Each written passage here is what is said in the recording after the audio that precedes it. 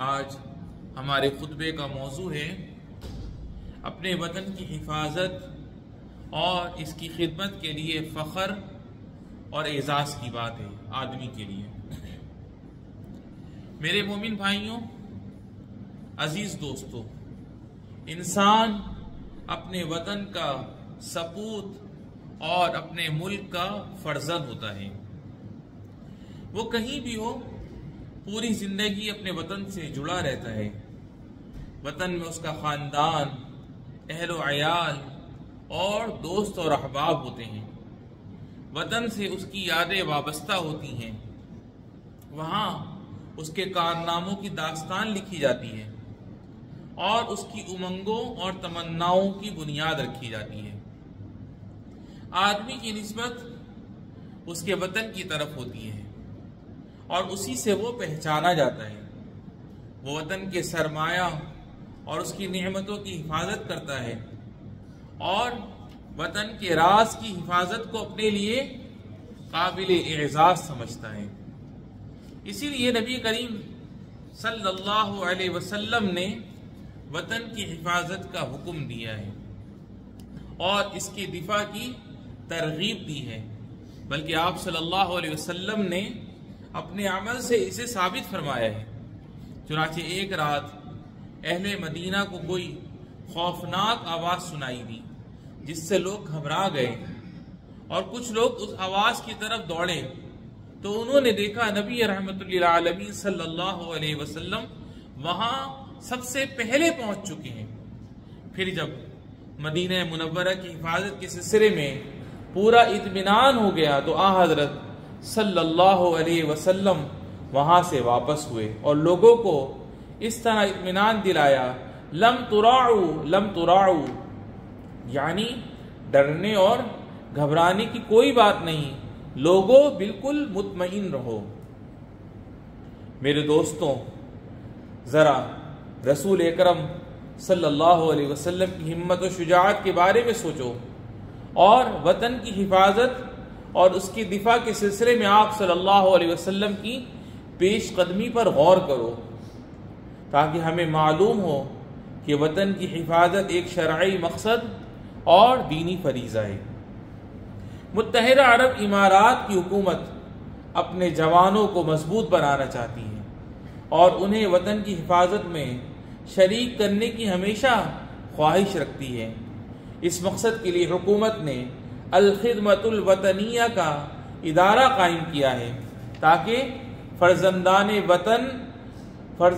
وطن کے اندر ہمت و شجاعت اور صبر و سنجیدگی پختہ ہو، پھر وہ وطن کی حفاظت کریں اور ملک کی سلامتی اور ترقی قائم و دائم رہے، اس کی حصول یابیوں اور کارناموں کی حفاظت ہو سکے۔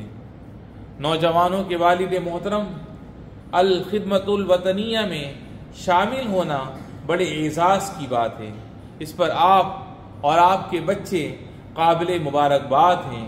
اللہ جل جلالہ کی رضامندی کے لیے قربانی پیش کرنے سے بہتر اور کون سا عمل ہوگا؟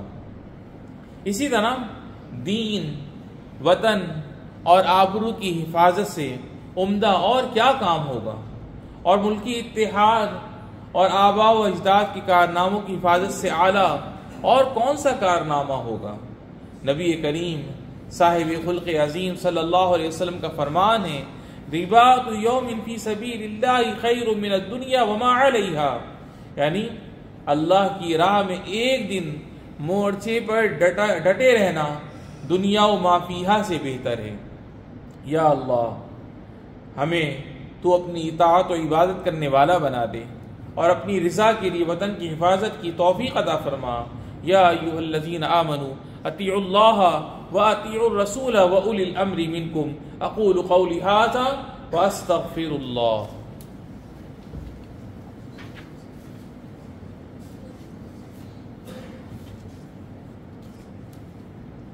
الحمد للہ وحدہ والصلاة والسلام علی من لا نبی بعدہ۔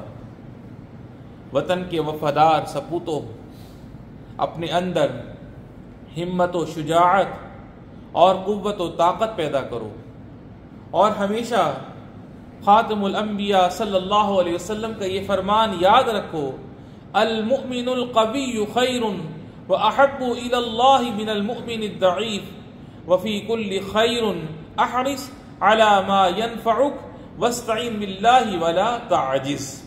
یعنی طاقتور مومن کمزور مومن کے مقابلے میں اللہ کے نزدیک بہتر اور زیادہ محبوب ہوتا ہے.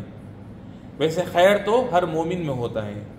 اپنا نفع حاصل کرنے کی جستجو میں رہو اور اللہ سے مدد مانگتے رہو اور پست ہمت نہ بنو. اس لیے میرے بھائیوں، اپنے رب کریم سے مدد مانگتے رہو. وطن سے انتصاب کو اپنے لیے باعث فخر سمجھو، اور جب بھی خدمت وطنیہ کے لیے بلایا جائے تو فوراً لبیک کہو اور اس میں شامل ہو کر اپنا قومی فریضہ ادا کرو. اور ہمیشہ صدر امارات شیخ محمد بن زائد حفظہ اللہ کے اس قول کو یاد رکھو، متحدہ عرب امارات کے بیٹوں پر مجھے مکمل بھروسہ ہے کہ انہیں جب بھی اور جہاں بھی قومی خدمت کے لیے پکارا جائے گا وہ فوراً تیار ہو جائیں گے اور وطن کے لیے قیمتی سے قیمتی چیز بھی قربان کر دیں گے. انہوں نے کہنے سے پہلے عمل کیا ہے اور وطن عزیز کی تاریخ کے مختلف مواقع پر اس کی عملی تصویر پیش کی ہے. وطن کے فرزندوں، مسلح افواج میں نوجوانوں کی شمولیت سے فوج کو مزید قوت اور طاقت حاصل ہوگی. اسی طرح نوجوانوں کی ہمت و عزیمت اور شجاعت و قوت میں اضافہ ہوگا. ان کے اندر جفا کشی اور خود اعتمادی کی روح بیدار ہوگی اور ان کو نظم و ضبط، بلند ہمتی، ثابت قدمی اور احساس ذمہ داری کا سبق ملے گا. نیز انہیں اللہ کی طرف سے اجر و ثواب نصیب ہوگا اور معاشرے کی طرف سے انہیں عزت و احترام ملے گا.